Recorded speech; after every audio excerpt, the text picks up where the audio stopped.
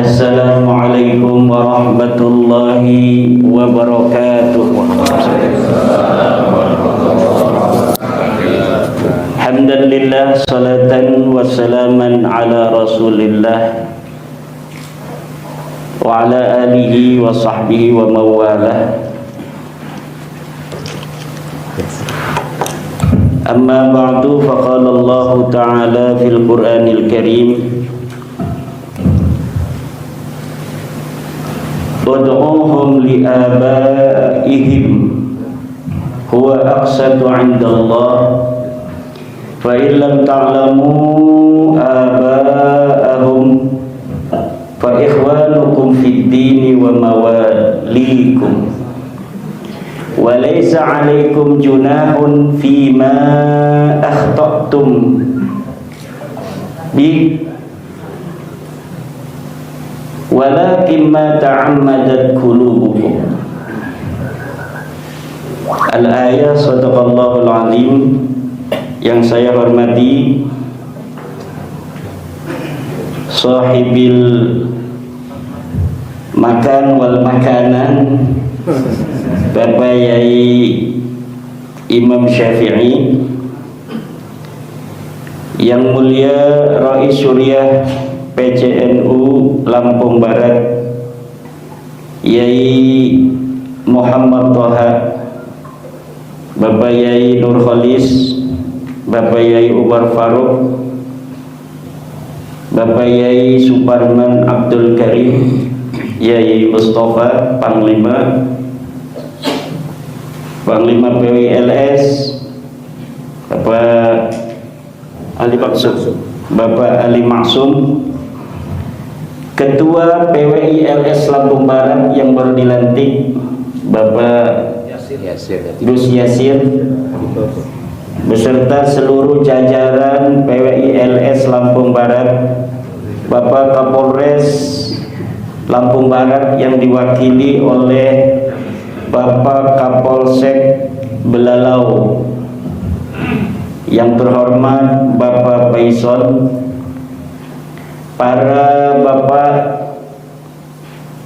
para pengurus MWCNU se-Lampung Barat, dan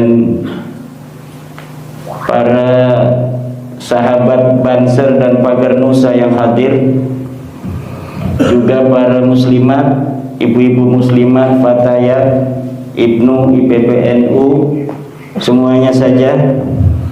Alhamdulillah, pada malam hari ini malam yang sangat berbahagia dan insya Allah akan penuh keberkahan dari Allah Subhanahu wa ta'ala, karena yang akan kita bahas ini adalah sesuatu yang merupakan salah satu ajaran dari para ulama-ulama Ahlus Sunnah wal Jamaah, wabil khusus Ahlus Sunnah wal Jamaah An-Nahdiyah, yaitu terkait dengan bagaimana interaksi kita dengan para orang-orang yang mengaku zuriyah daripada Kanjeng Nabi besar Muhammad sallallahu alaihi wasallam. Kata Ibnu Hajar mengatakan dalam kitab As-Sawa'iqul Mukhriqah, yanbaghi li kulli ahadin an yakuna lahu ghairatun fi hadha an-nasab asy-syarif wa dhabtihi hatta la yantasiba ilaihi ahadun illa bihaqqin. Wajib bagi siapa saja umat Islam untuk mempunyai kecemburuan kepada nasab Nabi besar Muhammad sallallahu alaihi wasallam wa dhabtih, dan harus menelitinya, hatta la yantasiba ilai ahadun illa bihaqqin, sehingga tidaklah sembarangan seseorang mengaku keturunan Nabi illa bihaqqin, kecuali dengan benar. Ini didasari oleh firman Allah Subhanahu wa ta'ala yang saya bacakan di dalam muqaddimah, ud'uhum li'abaihim huwa aqsatu 'indallah. Sebut mereka dengan leluhur mereka, dengan ayah-ayah mereka. Kalau kalian tidak tahu ayah mereka, leluhur mereka, garis keturunannya ke atas, Wa ikhwanukum fiddin, mereka tetaplah merupakan saudara kalian. Panggil saja saudara, ya akhi, ya ukhti. Wa mawalikum, atau dipanggil dengan kalau dulu Maula Ibni Umar misalnya. Wahai anak buahnya Pak Umar, atau dengan kata-kata yang penuh penghormatan lainnya. Bagaimana dengan sesuatu yang telah terjadi dari apa yang telah kita yakini? Walaysa 'alaikum junahun fima akhta'tum. Dan tidak ada dosa bagi kalian kalau kalian dulu salah. Itu namanya sudah syuhra dan istifadhah. Tapi salah. Walakin tetapi yang berdosa itu ma ta'ammadat qulubukum. Sesuatu yang telah tahu namun sengaja kita tidak mau menerima pengetahuan itu. Itulah yang kemudian berdosa. Lalu apa? Nasab apa? Nasab siapa yang mengaku turun Nabi? Kemudian saya teliti. Yang saya teliti adalah nasab-nasab orang-orang yang mengaku keturunan Nabi besar Muhammad SAW, yang selalu mengaku keturunan Nabi di Indonesia. Siapa dia? Yaitu dari suatu klan yang disebut dengan klan Ba'alwi, atau mereka memperkenalkan diri mereka di Indonesia dengan sebutan Habib. Karena mereka itu adalah merupakan sebuah klan yang anggota-anggota mereka rajin di media sosial menjual, mengaku bahwa dirinya adalah keturunan Nabi. Maka ketika kita melihat adanya ketidaklinieran antara pengakuan dengan akhlak yang ditampilkan. Aku cucu Nabi sering caci maki. Aku cucu Nabi maki-maki kiai. Habis Menteri Agama Gus Yakut itu. Aku cucu Nabi Mbah Hasim dibilang sejarahnya Kopingho. Itu dari klan mereka. Aku cucu Nabi tapi Gus Dur dibilang buta mata, buta hati. Ngaku cucu Nabi Pak Jokowi katanya anak PKI, kodok katanya. Kodok. Ngaku cucu Nabi Kiai Maruf Amin katanya babi. Ngaku cucu Nabi polisi katanya orang coklat. Ngaku cucu Nabi orang yang membuat kajian ilmiah katanya dajjal iblis. Macam-macam. Inilah yang terjadi, kemudian sampai membuat saya penasaran. Apa benar ini orang-orang model begini keturunan Nabi? Apalagi sebagian mereka yang punya duit sedikit menampakkan kekayaannya, flexing di media sosial. Baru punya mobil baru diperlihatkan. Dia seperti bos, anak buahnya sudah nyiapin jaket. Dia mau masuk mobil, jaket di ini dulu. Ini orang kaya di Indonesia itu nggak ada yang begitu. Tapi orang yang sok kaya dengan mengaku cucu Nabi tidak malu memperlihatkan di media sosial YouTube dan Facebook. Kemudian mereka berusaha untuk menjaring anak-anak Indonesia, terutama yang berpaham Ahlussunnah wal Jamaah Naqdiyah, untuk masuk ke dalam lingkar mereka, kemudian didoktrin dengan sedemikian rupa. Akhirnya dengan kedok Ahlussunnah wal Jamaah Asy'ariyah, kemudian madzhabnya madzhab Syafi'i, anak-anak NU di Indonesia banyak yang masuk link mereka. Di dalam pengajian itu sedikit saja NU ada kesalahan, mereka doktrin jamaah mereka untuk apa? Untuk membenci para petinggi NU. Kejadian hasil muktamar atau hasil bahsul masail di Banjar tentang panggilan non muslim untuk orang-orang saudara kita yang bukan beragama Islam. Hasil keputusan Muktamar NU Bahsul Masail Pramuktamar apa Muktamar itu? Muktamar Kombes di Banjar, hasil Bahsul Masail Kombes di Banjar itu membuat sebuah keputusan bahwa panggilan kafir kepada saudara-saudara kita yang non muslim di Indonesia ini merupakan panggilan yang tidak tepat.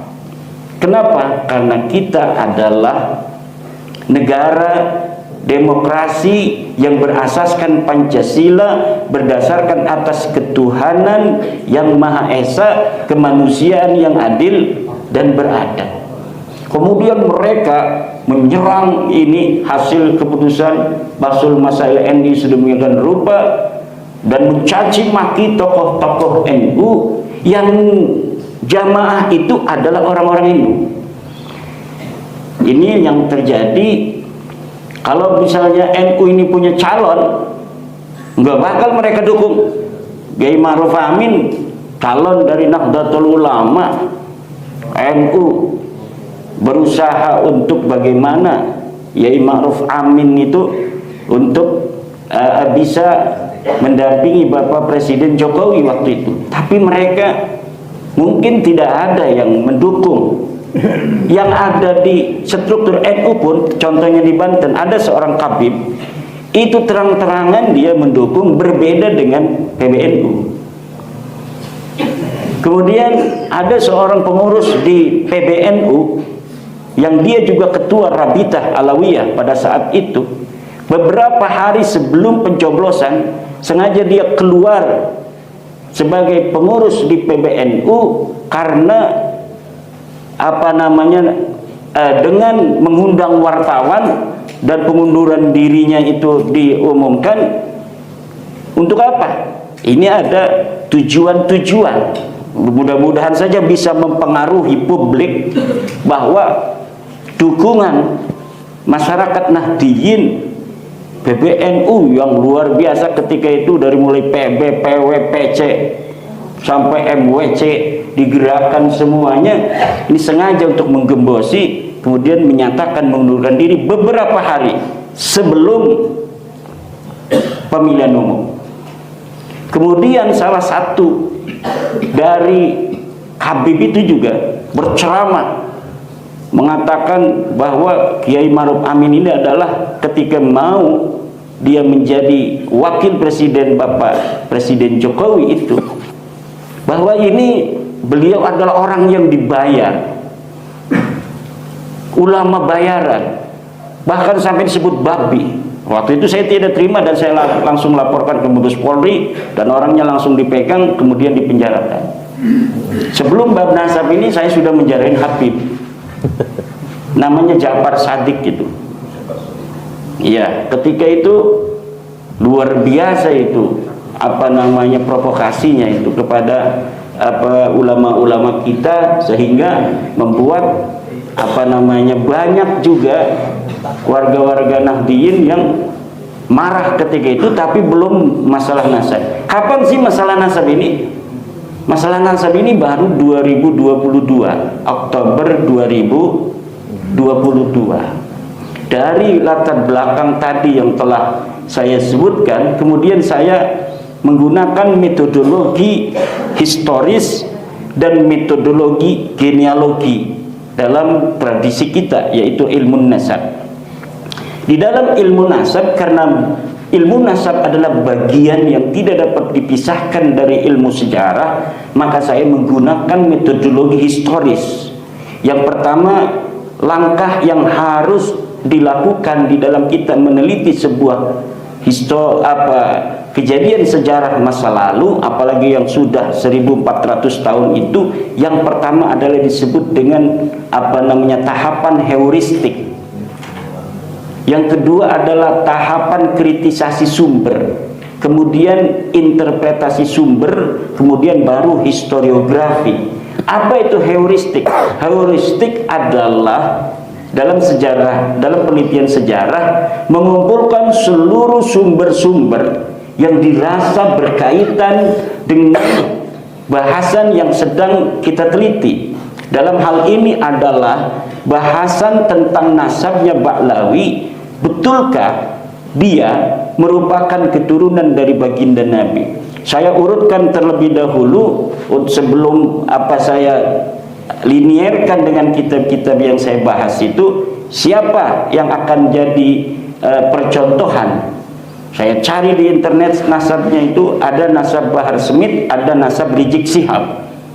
Kemudian keduanya ini saya lihat ini lebih bisa untuk diteliti, yaitu nasabnya Rizik. Nah, nasab Rizik ini saya urutkan dari mulai dia bapaknya yang ada di internet itu sampai kepada baginda Nabi Muhammad SAW. Di dalam penelitian masalah nasab itu bisa dilakukan dengan dua cara. Pertama adalah dengan cara top down, ya, bisa dengan cara dari bawah ke atas. Dari atas ke bawah kita teliti, betulkah seorang ayah mempunyai anak itu, atau betulkah seorang anak mempunyai ayah. Saya menggunakan metodologi looking up, melihat ke atas, looking down, dari melihat ke bawah. Jadi dari ayah ke anak, dari anak punya anak lagi, punya anak lagi. Saya periksa apakah benar Nabi Muhammad punya anak bernama Fatimah. Luar biasa banyak dalilnya itu, dalam hadis masih bisa, belum butuh ilmu nasab itu.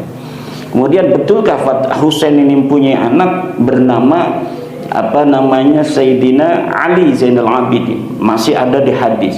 Ali Zainal Abidin, betulkah dia punya anak Muhammad Al-Baqir? Masih ada di hadis karena dia perawi hadis. Muhammad Al-Baqir, betul nggak dia mempunyai anak bernama Ali Al-Uraidi? Masih Ja'far Shadiq dulu. Ja'far Shadiq betul masih ada sebagai perawi hadis.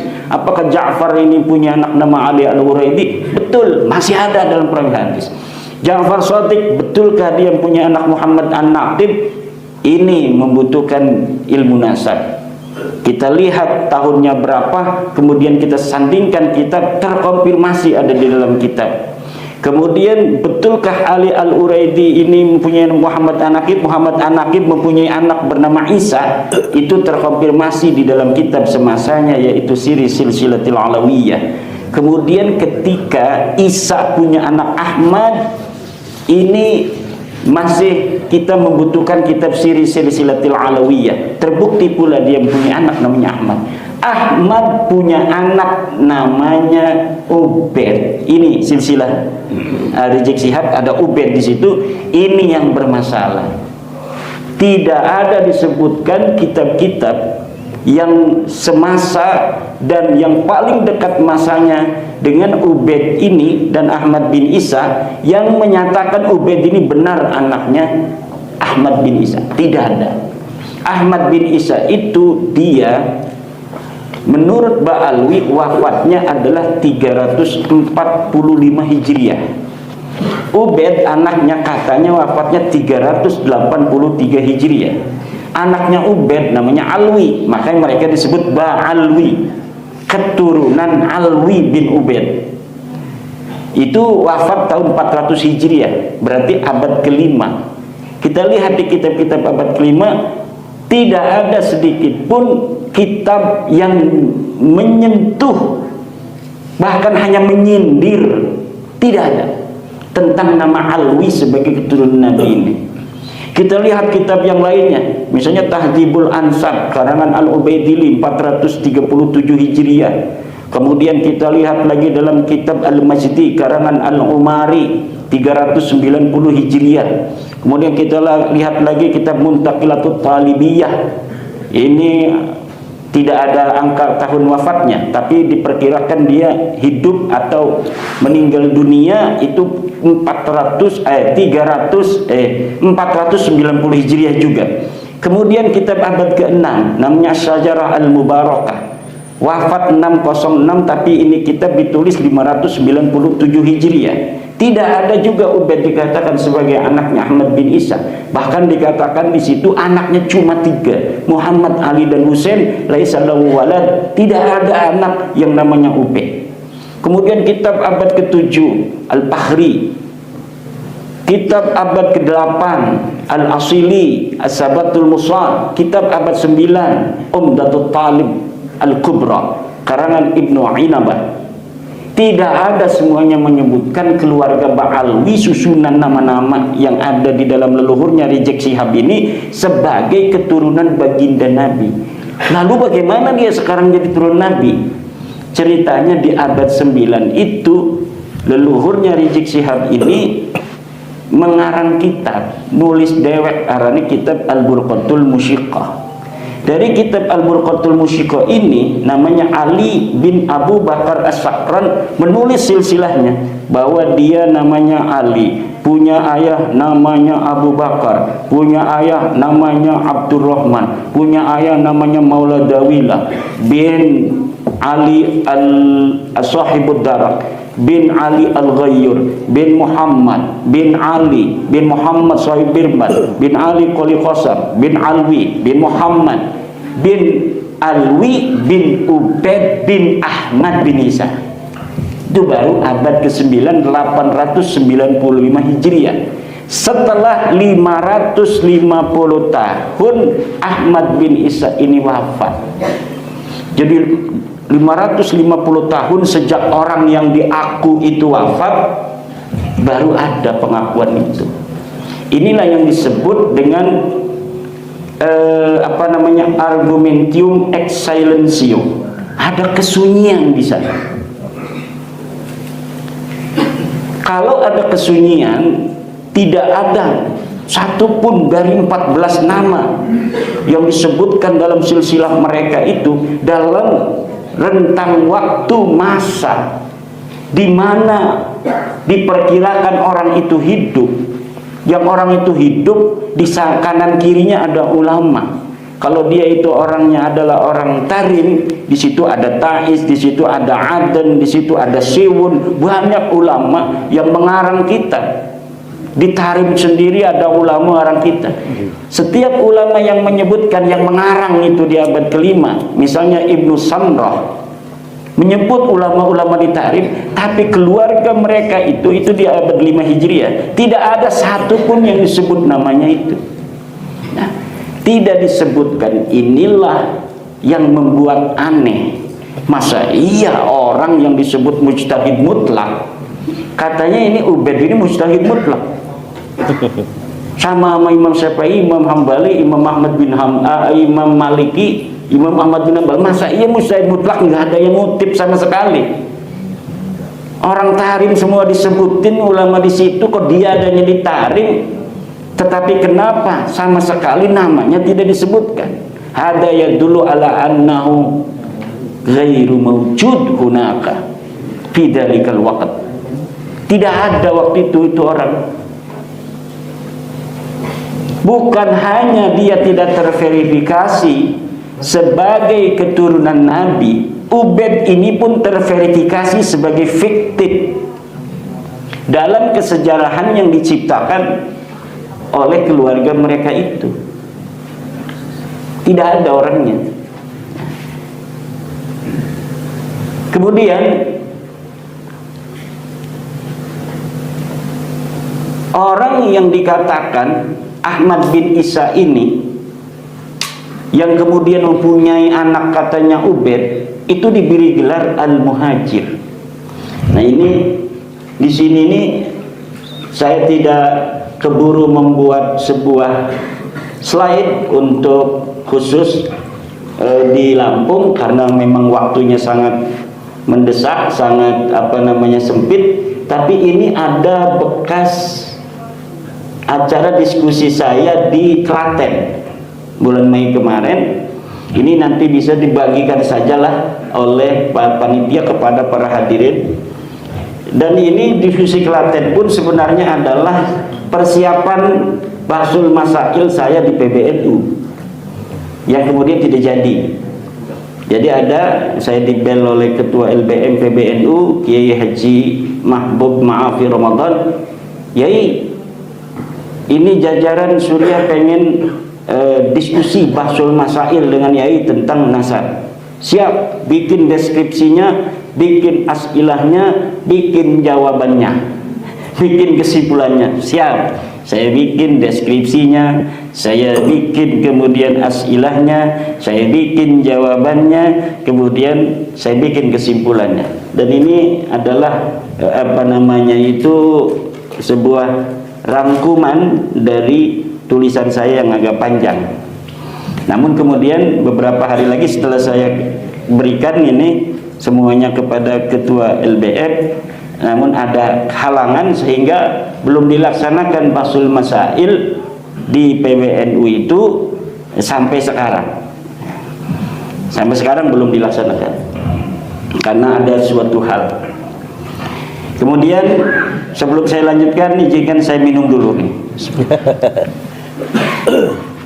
Mungkin karena memang bapak-bapak ini sudah diantaranya ada yang sering melihat YouTube, itu mungkin nanti akan dikembangkan di dalam diskusi saja. Mungkin ada pertanyaan-pertanyaan yang ingin bapak sampaikan, mungkin nanti kita akan kembangkan dalam pertanyaan. Karena saya yakin sebagian besar ini sudah ada yang ingin memperhatikan masalah nasab dengan melihat YouTube atau membaca tesis saya. Tesis saya itu bukan tesis seperti yang dipahami awam, bahwa tesis itu adalah karya tulis di Universitas S2 gitu. Bukan. S2 saya itu tentang Ahlul Kitab inda Syekh Nawawi At-Tanara Al-Bantani, berbahasa Arab di Institut Ilmu Al-Quran Jakarta. Kalau ini tesis itu artinya kesimpulan ilmiah, itu sesuai dengan filsafat Hegel, bahwa sebuah kesimpulan itu tidak bersifat mutlak apabila terjadi antitesis. Jadi kesimpulan itu tesis, kemudian ada antitesis, kemudian bisa sintesis. Seperti dulu ada bumi datar. Bumi datar dipahami oleh seluruh orang yang hidup abad pertengahan bahwa bumi itu adalah datar. Kemudian ada seorang ilmuwan mengatakan bumi itu bulat. Nah, itu tesis bumi datar dimentahkan oleh antitesis bumi bulat, sampai saat ini tidak terbantahkan. Bahkan semakin menguat, dan sama sekali tidak ada orang yang sekarang berani mengatakan bumi itu datar kecuali kaum bumi datar. Ada masih sekarang kaum bumi datar. Banyaknya dia pakai teori konspirasi.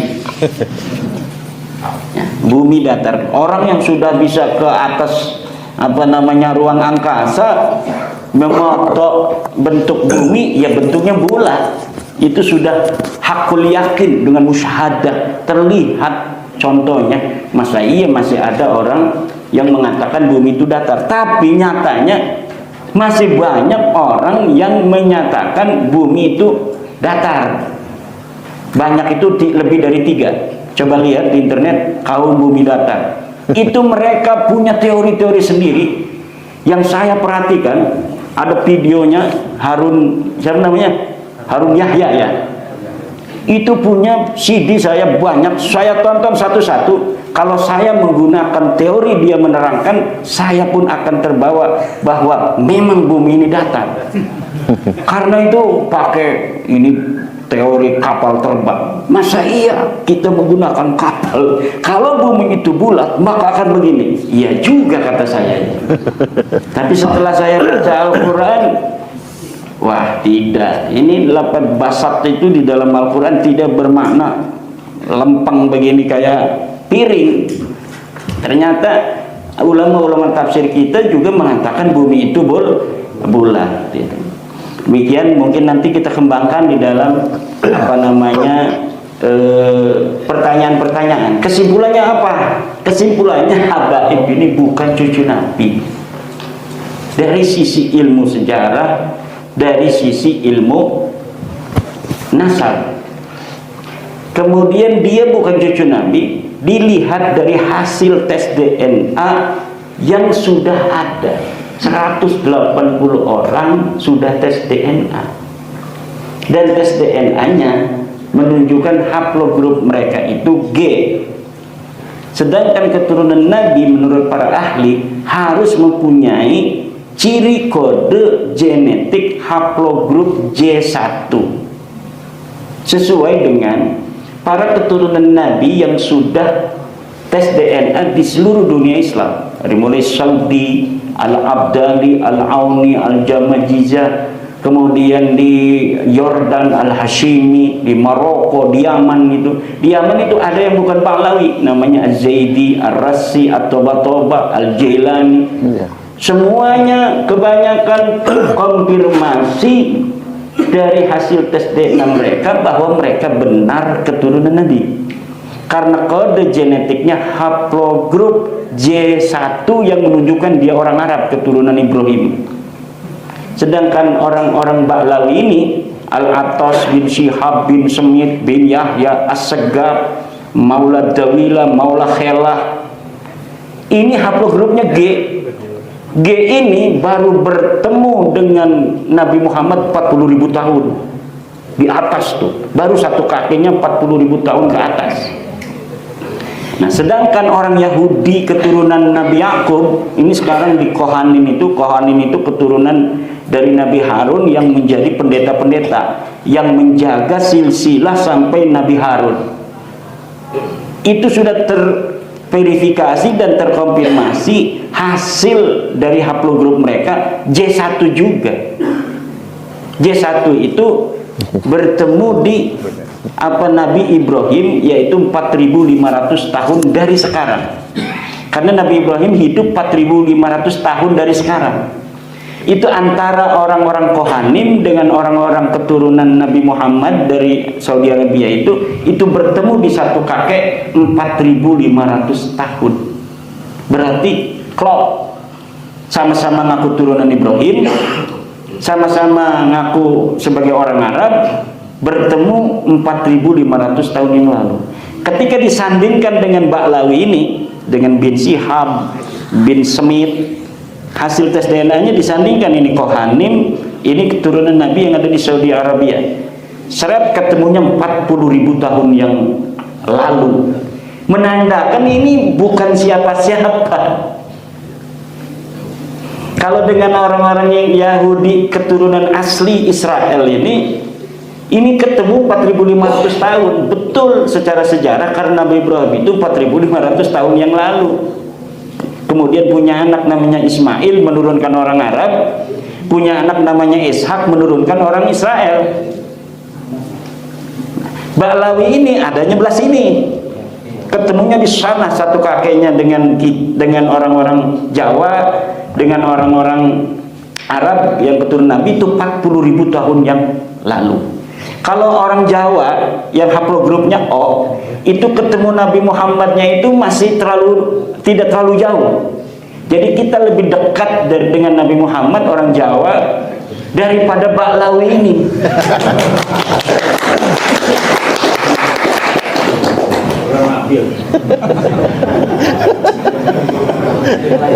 Itu Kiai dapatnya dari mana? Ya saya kan punya teman dokter dari BRIN, dokter dari BRIN yang sekarang beliau giat untuk memberi pencerahan kepada masyarakat Indonesia tentang bahwa pengakuan Ba'lawi ini secara ilmu DNA itu mustahil. Jadi secara ilmu DNA mustahil, secara ilmu nasab tidak terkonfirmasi dalam ilmu sejarah. Tidak terkonfirmasi itu apa? Maudhu'un munqati'un mardudun. Nasab mereka itu tidak menerima. Ya silahkan kalau tidak menerima, dalilnya mana? Sampai sekarang tidak ada. Tidak ada dalilnya. Bahkan kalau mereka memberikan dalil itu yang akan memakan mereka. Semakin mereka membuat dalil itu yang memakan mereka. Kenapa? Ya orang nggak ada apa-apaan di sananya, blank. Ditulis sekarang ini manuskrip, bikin sendiri. Ya emangnya manuskrip palsu itu nggak bisa diteliti? Bisa diteliti, Pak. Nggak bisa. Manuskrip itu bisa diteliti. Orang nggak bisa ngebohong dengan kertas, nggak bisa. Kalau misalnya dia ini salinan, kayak kemarin Murtado Az-Zabidi. Murtado Az-Zabidi katanya mengarang kitab Ar-Raudhul Jalil. Murtado Az-Zabidi itu 1205, abad 13 Hijriah awal. Katanya mengarang kitab Ar-Raudhul Jalil. Ini Az-Zabidi ulama besar, pensarah kitab Ihya Ulumuddin. Pensarah. Makanya Yai Afid husnudzon pada Imam Zabidi, Yai Afifuddin Muhajir, wakil Rais A. Wah, kalau misalnya beliau bikin status nasabu ba'alwi bainal musbitina wal munfir, Kiai Imad lahu dalilun wa Murtado Zabidi lahu dalilun. Kiai Imad punya dalil, Murtado Zabidi punya dalil. Waduh, berarti kata saya Yai Afid belum tahu kalau kitab Murtado Zabidi Ar-Raudhul Jalil ini palsu. Maka saya bikin tulisan laporan kepada Yai Afid bahwa kitab ini palsu. Dari mana mengetahui kepalsuan? Gampang. Karena kitabnya sekarang sudah dicetak oleh pakar muhakkik yang ada di Yaman, namanya Ba'dzib. Nah, di dalam terbitan yang terbaru 2022 itu dia membuat sebuah muqaddimah di dalam kitab cetakannya itu yang menerangkan bagaimana bisa adanya kitab Ar-Raudhul Jalil. Ternyata di dalam penelitian Ba'dzib itu, Dr. Ba'dzib dari Yaman, bahwa kitab yang dikatakan karangan Murtado Zabidi ternyata tidak dikenal. Kitab itu disebut manuskripnya ditulis oleh Hasan Muhammad Qasim. Hasan Muhammad Qasim ini wafat 50 tahun yang lalu. Di dalam keterangan itu dia mendapatkannya dari sebuah manuskrip yang ada di Khazanah Al-Wafaiyah di Mesir. Diteliti oleh Ba'dzib, kitabnya tidak ada. Yang katanya tulisan seseorang yang bernama Abdul Mu'ti. Katanya ini tulisan Abdul Mu'ti, saya menyalinnya dari sana. Ternyata tulisan Abdul Mu'ti itu tidak ada. Berarti kalau tidak ada, dia mengarang. Lalu bagaimana, apa motifnya seorang Mesir yang bernama Muhammad Hasan Qasim menulis tentang Ba'lawi? Ada benang merahnya, yaitu karena dia teman seseorang di Mesir yang bernama bin Yahya. Saya lupa apakah Ali atau Muhammad bin Yahya, dari keluarga Ba'alwi.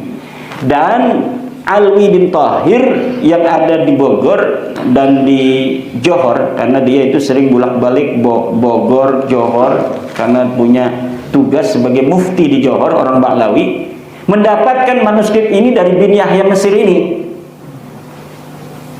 Lalu bin Yahya Mesir ini, menurut asumsi saya, dia menyuruh Hasan Muhammad Qasim untuk menulis itu.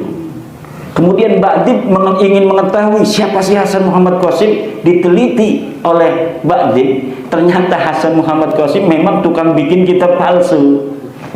Dia telah terbukti memalsukan seorang ulama besar namanya Al-Ubaidili Al-Aqiqi, ulama besar yang hidup di abad 3 Hijriah.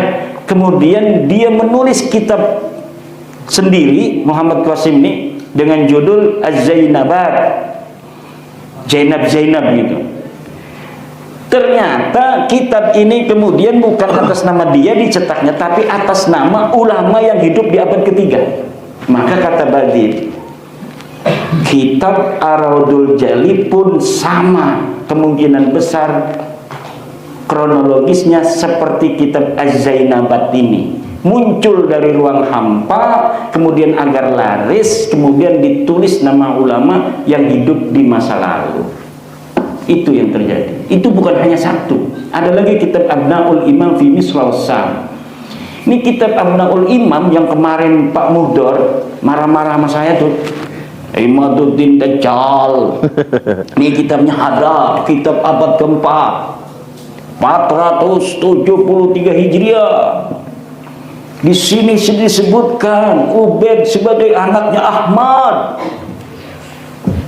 kata saya, ini baru bangun orang ini.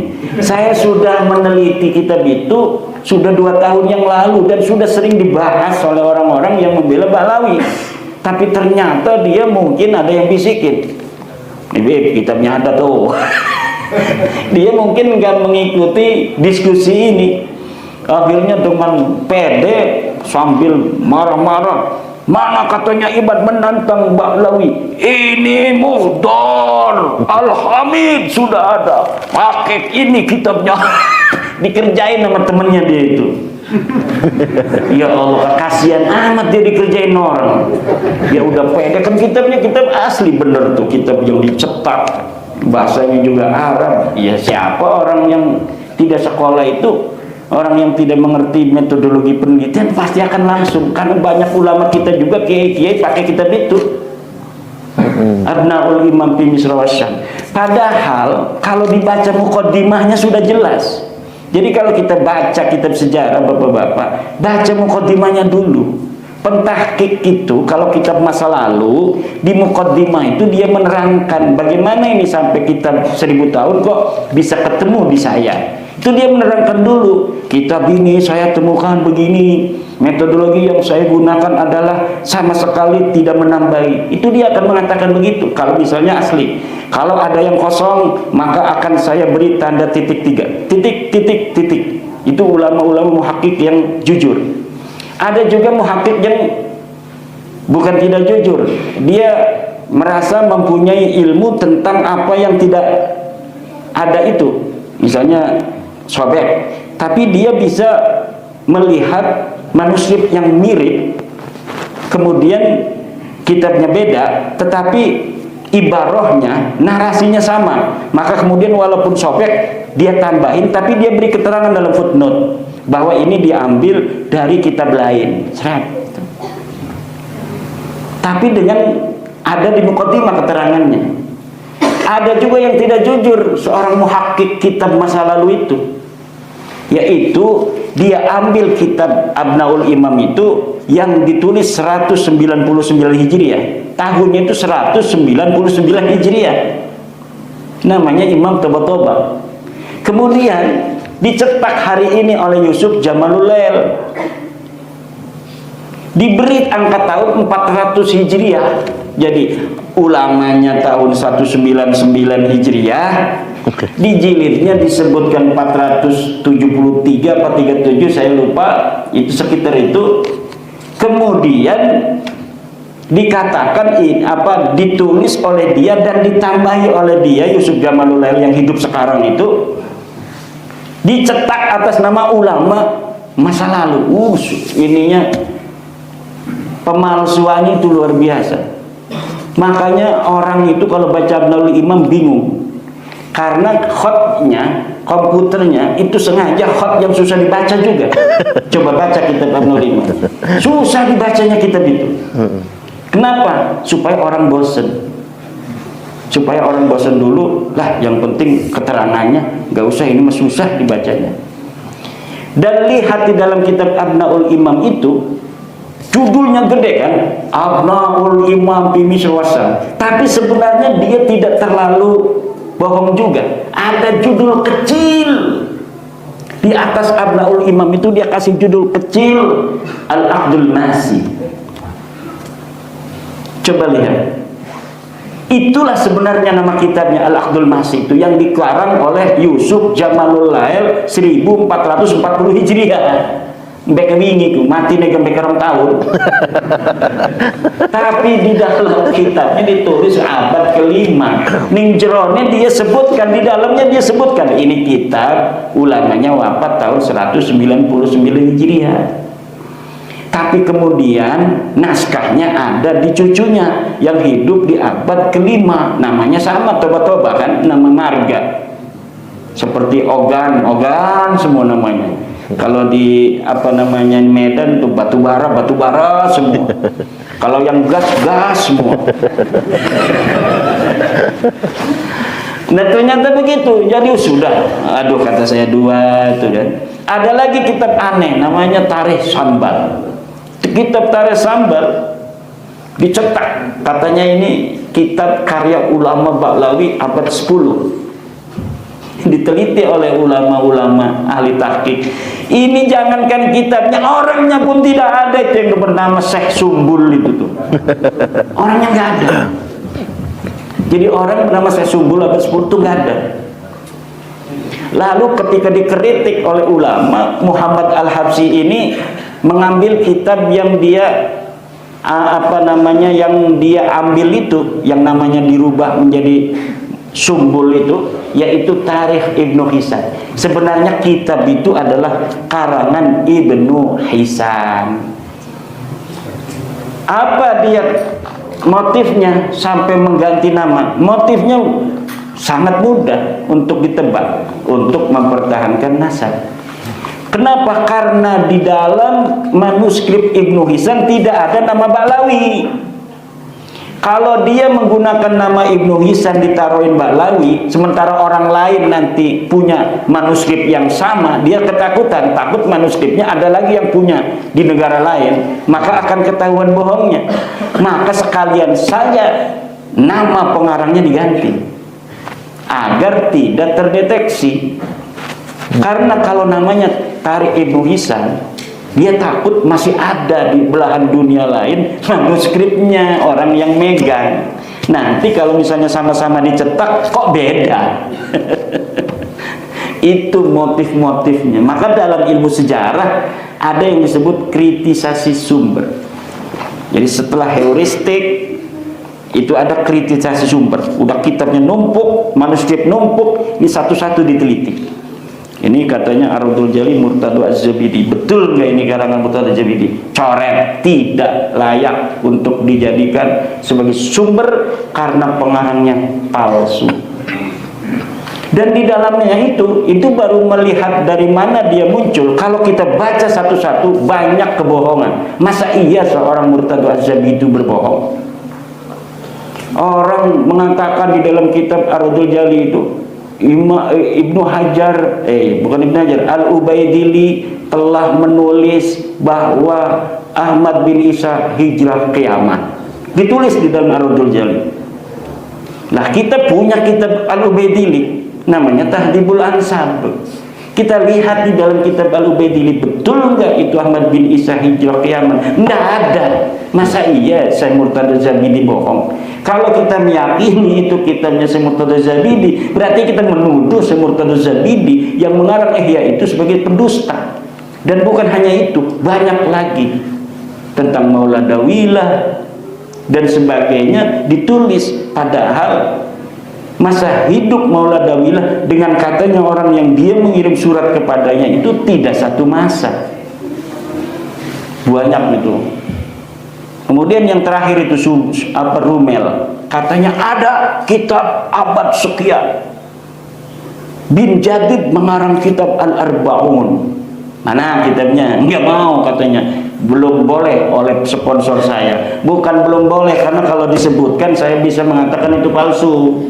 Karena gampang untuk meneliti sebuah algoritma yang telah kita banyak baca, hal-hal yang berkaitan dengan sebuah nasab yang kita teliti. Itu gampang karena algoritmanya sudah jelas. 1, 3, 5, 7 udah jelas. Nggak mungkin 1, 5, 3 langsung ke 10, nggak bakal. Algoritmanya kan 1 ganjil kan, 3 habis 3 5 habis 5 berapa? 7. nggak mungkin 1, 3, 5, 6. Salah itu sama guru matematika, langsung dicoret. Saya sudah bisa untuk menebak algoritma yang akan diberikan oleh siapapun yang memberikan bantahan itu. Kalau misalnya tidak masuk algoritma yang sudah ada, yang dibangun oleh ulama dari abad 4 sampai abad 9, dia sendirian ini ada tanpa ada konfirmasi dari ulama-ulama yang ada di masa itu, udah jelas ini palsu.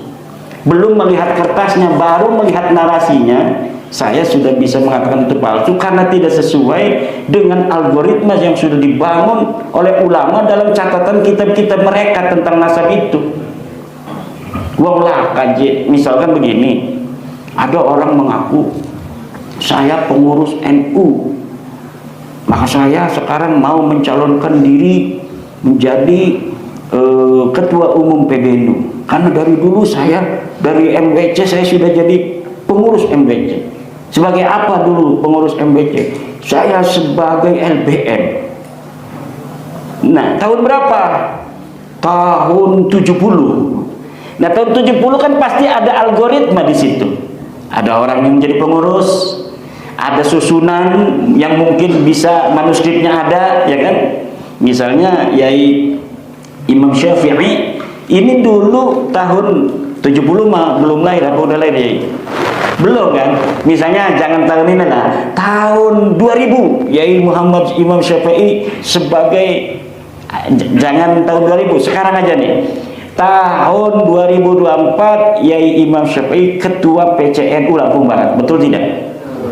Ada sekretarisnya tadi hadir, punya kan dilaminating kan. Nanti ada orang mengaku pengurus PCNU Lampung Barat tahun 2024, mengaku dia wakil sekretaris misalnya. Mana dia bikin palsu di komputer, sendiri nama dia. Thread satu, iya ada nama dia Soeharto misal. Tapi di punyanya Yai Imam Syafi'i tidak ada nama Soeharto. Di punyanya Sekjen tidak ada. Tahunnya sama, tanda tangannya sama di bawahnya. Tapi namanya beda. Ini Soeharto muncul di dalam manuskrip dia doang sendiri. Di punya orang lain, pengurus lain tidak ada nama Soeharto. Ini yang salah ini sendiri, apa yang banyak itu? Ini nih sendiri yang palsu nih. Dia hanya bikin kepalsuan ini untuk nyalon ketua umum PBNU. Itu yang terjadi dengan Nasabah Alwi, daripada manuskrip-manuskrip yang coba untuk mengelabui publik itu yang telah dikemukakan. Dan kita bertanggung jawab tentang narasi-narasi seperti ini, karena ini narasi ilmiah. Kajian ilmiah dibalas dengan ilmiah, bukan dibalas dengan kedustaan manuskrip-manuskrip. Dan kalau kita bongkar, memalukan Pak. Kitab-kitab Balawi itu kan udah banyak tuh. Kita bongkar satu-satu, memalukan. 90% kedustaan. Kitab-kitab ulama yang dikatakan muhaddis, Alwi bin Tauhid itu muhaddis. Tapi kalau kita uji kitabnya, dia menunjukkan ada dalam manuskrip anu, ada dalam kitab anu. 90% kedustaan. Tapi kita tadinya nggak mau bongkar ini, tapi mereka itu membuat narasi yang luar biasa, antek PKI lah. Bahkan saya sekarang disebut turunan Cina.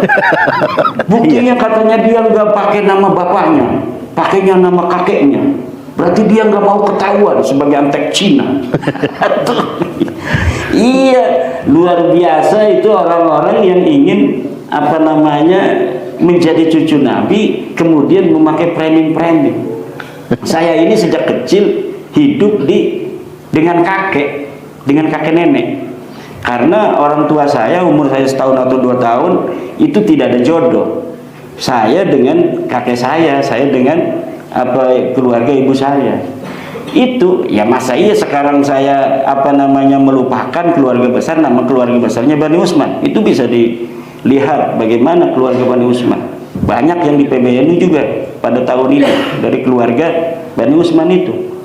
Nah, banyak juga yang jadi politisi dan lain sebagainya. Nah, sebagai keluarga besar kayak kita ingin berterima kasih karena saya dididik sejak kecil di dalam keluarga itu yang melindungi kita dan sebagainya. Nah, kita menggunakan nama barokah daripada kakeknya ibu saya itu, namanya Usman. Saya menggunakan Imaduddin Usman. Katanya itu kenapa dia menggunakan kakek dari ibunya? Karena bapaknya itu antek daripada komunis Cina. Ya Allah. Ini yang ngomong sekelas Imam Jumbo.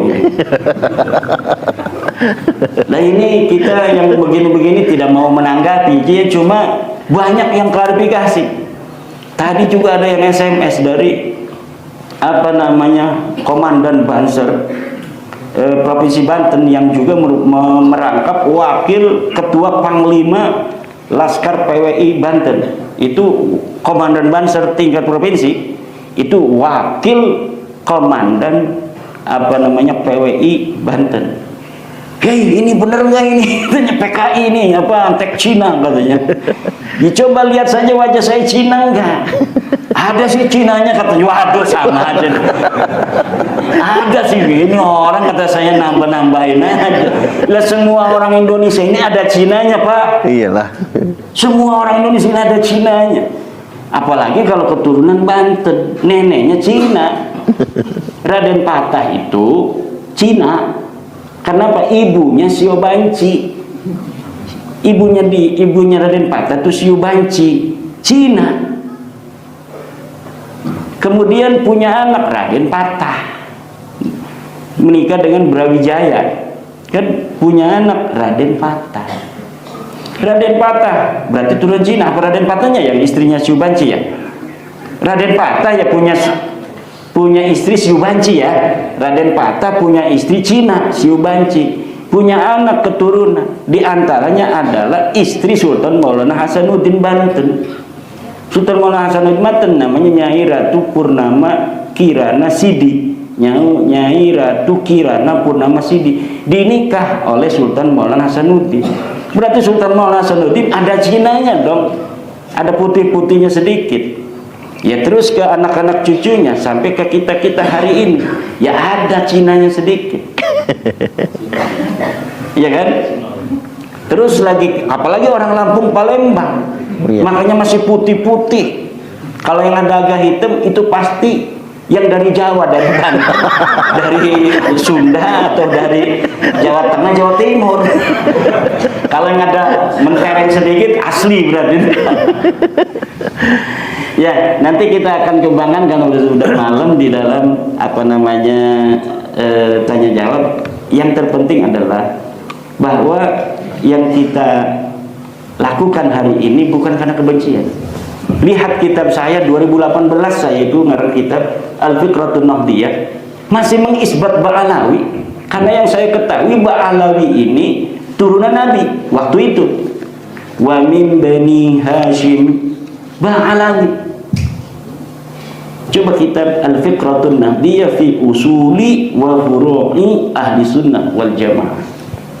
Itu tentang pemikiran-pemikiran ke-NU-an, mulai di dalam bidang tauhid, akidah, dalam fikih, dan bagaimana harakah Nahdiyah ada di situ. Al-Masail Al-Fiqhiyah juga yang Al-Mu'asirah ada di dalam kitab Al-Fiqratun Nahdiyah. Di situ diantaranya saya mengisbat Ba'alawi, itu namanya qaulun qadimun.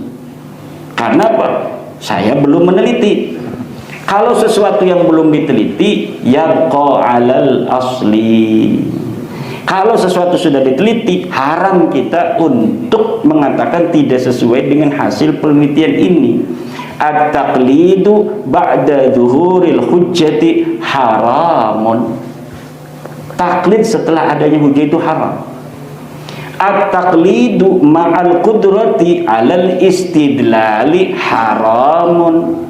Taklid padahal kita bisa untuk istidlal, bisa baca, bisa mengkomparasi, maka hukumnya haram. Tidak boleh, tidak bagi orang yang bisa baca bahasa Indonesia harus baca tesis bahasa Indonesia.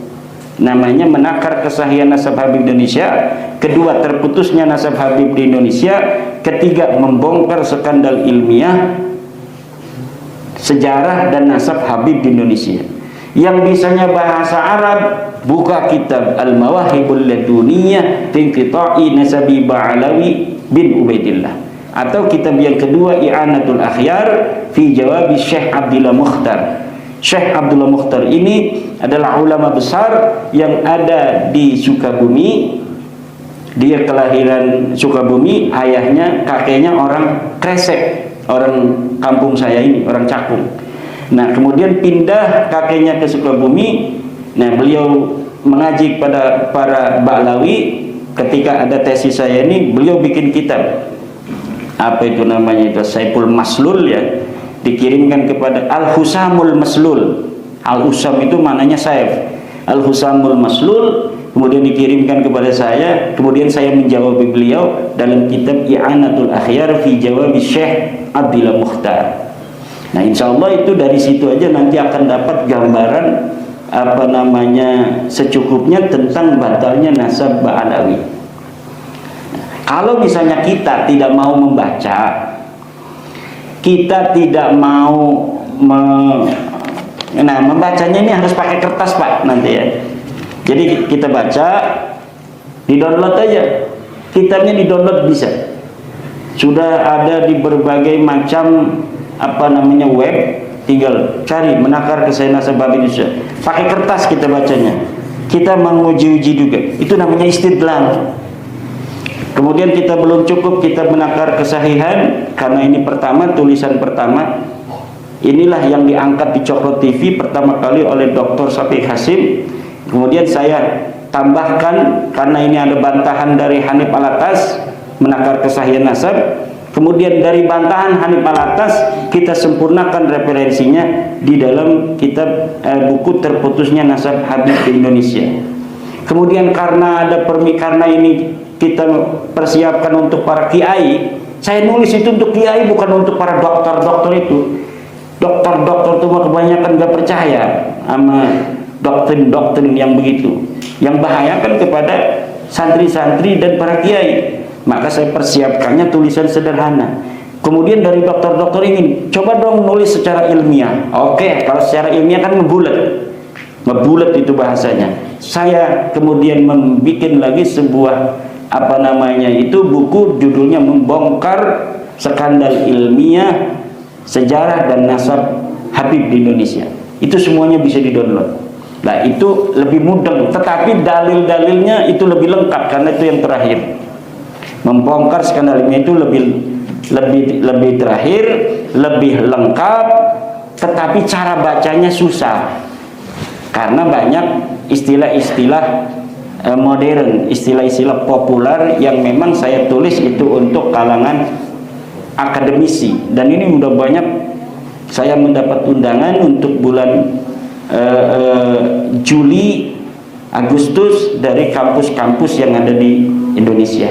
Mungkin untuk ke depan ceramah-ceramah umum itu akan tidak efektif karena sebenarnya dalilnya udah cukup, tinggal sekarang kita uji daripada kesimpulan ilmiah saya itu di kalangan para akademisi, walaupun akan menghadapi hambatan juga karena kebanyakan akademisi tidak bisa baca kitab kuning. Kalau kiai bisa baca, tetapi beliau minim metodologi, lebih utama husnudzon. Kitab kuningnya pinter, tapi husnudzonnya lebih kuat daripada penelitiannya. Takut aja kalau berbeda dengan kiai begitu tuh. Apalagi ada pondok pesantren ngancem alumninya loh. Kalau alumni pondok saya tidak sesuai dengan saya, tidak barokah. Itu kan bahaya itu sebenarnya itu. Lah ini masih ada di kalangan kita. Makanya hanya hidayah nanti yang akan bisa. Tetapi kebanyakan di Lampung ini, kiai yang undang saya kemarin itu, saya tanya, mondoknya di tempat kiai yang ngancem itu. Waduh, anaknya mondok di sana, kok kata saya bapaknya ngundang saya. Ya biarin aja katanya. Ya, demikian sementara. Wallahu wal muwaffiq ila aqwamit thoriqin. Assalamualaikum warahmatullahi wabarakatuh.